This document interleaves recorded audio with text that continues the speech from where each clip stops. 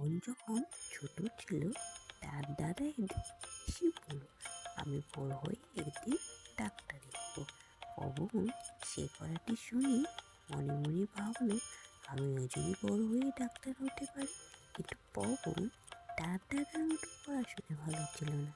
সে সেদিন মনে মনে স্থির হলো, আমি বড় হয়ে ডাক্তারি হব। পবন পড়াশোনায় মন দিল।